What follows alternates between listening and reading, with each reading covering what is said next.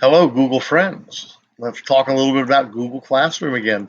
So we're going to talk about questions, and you might wonder why, if I were going to create something, why would I not do an assignment and I'd skip over to question? Well, we're going to click on that, and we're going to talk about why. You might use question option here as an exit ticket. You might use it as a way to do a survey.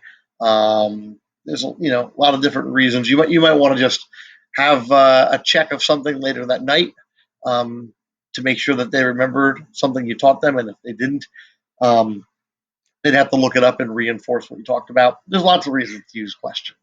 All right, so I'm going to show you two different types of questions. One is a short answer, and the other, if you click here, is multiple choice. So start with short answer. Um, I might ask something like, why or what is your favorite part about my class? All right, now, instructions, you can type whatever you want. I mean, it's fairly obvious that everyone is going to answer something along the lines of their teacher being perfect or, how amazing the teacher is or, how much fun. But whatever they want to answer is fine. They'll still get a great credit. But you sign that, you click ask, and then you get all of their answers.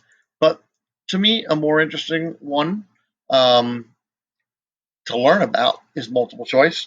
So let's say for multiple choice, you're going to say, what was the last thing I said today? You want to make sure they were paying attention to you today. Maybe you're teaching a virtual class and you wanted to make sure, even though you didn't see them on the screen, that they were actually there. So now you go to your options. And this is where you can set up your multiple choice. I like pizza. Go Yankees. Alf is my hero.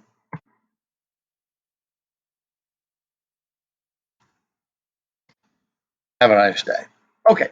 So you're going to go through and you're going to do your other settings. And here, maybe some kids were absent today and they're not going to have this exit ticket. So you'd go to all students and you'll see a list of all of your students and you can uncheck the ones that shouldn't be asked that question today. You can set it to your points, make yourself a little due date for tomorrow. We'll make believe it's today. Um, and then you are going to click ask. Oh, before you do that, you're going to turn off students can see class summary in most cases because you don't want them to see everyone else's answers. Then you're just going to try to answer the question again and say, oh, yeah, I knew that and I clicked the wrong one. So um, a lot of times you'll want to turn that off. So now you're going to ask the question. And now let's see what else we're going to see on our end. All right. In your stream of classwork, you can click on today's assignment, and you're going to see that if students were actually in this class and actually answered the question, you would see who turned it in and how many haven't done it. And it would tell you how many people voted for each answer, which is great because you just get some information about how many people are taking in the information properly. But the other thing you can do is actually, let me just show you again what I did. I clicked on view question.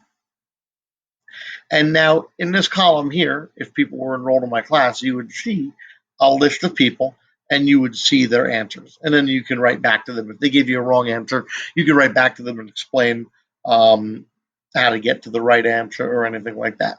And so you can give some feedback that way. Or when it's all over, you can give the entire class feedback by clicking on add class comment.